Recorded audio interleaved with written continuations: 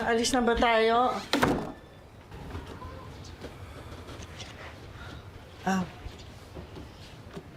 May mga bisita pala tayo. Magandang umaga po. Magandang umaga din. Nay, mga kaibigan ko po si Tolit saka si Tala po.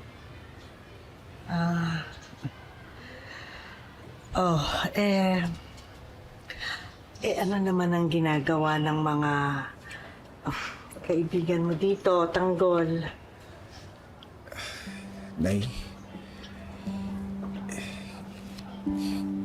kasi po yung mga bata, wala na po matitiran eh. Pinalayas po kasi nung kumukup sa kanila. Nakakaawa naman po, baka magpagala-gala lang po sila sa kali, kaya kung maaari po sana, baka pwede pong ampunin na natin sila.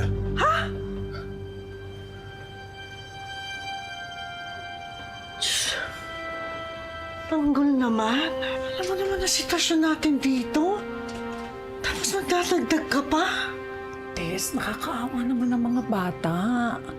Baka mapasama lamang sila, ay kupkupin na natin ang magabayan.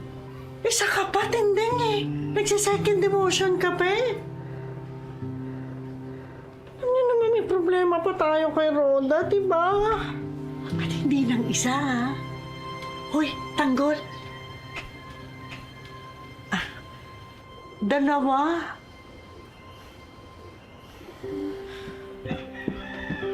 Sige na po. Maawa na po kayo sa amin. Wala na po kami matitirhan. Ampunin niya na lang po kami.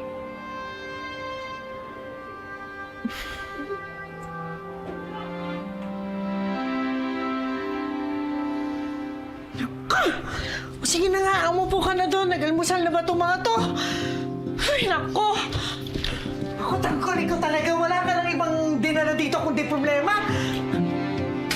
Ano bang gusto niyong kainin? Ha? Gusto niyo ba ng itlog? At saka isda? Ha? Tsaka kanin? Opo. Teka lang, maghahanda lang ako. Magsasangag ako, ha? Tapos iluluto ko kayo ng itlog, ha? Opo. Ay, nako! Saya na kayo. Tanggol! Pag-uusapan pa natin ito, ha? Oh, meron pa dito, ha? Kuya, ano? Ayos na? Ayos na. Yun! Swerte nyo ah! Dito na ngayon kayo titira sa amin. Kuya, sabay na ako. Oo, meron pa dito, anak. Sige po, Nay. Upo na dyan. Sino na naman yung mga yan? Huwag niyo sabihin na ampunin niyo yung mga yan, ha? Dagdag pakainin na dito sa bahay.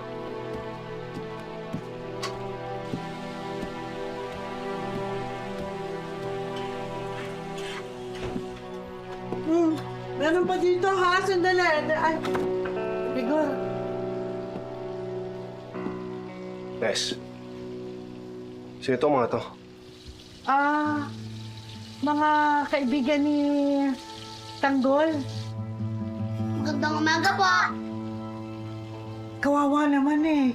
Wala kasing matuluyan kaya dito na muna pinapunta. Aampunin niya? Bakit may trabaho pa siya?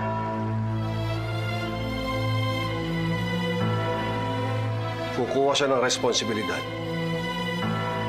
Eh, sarili nga niya, hindi niya kayang buhayin.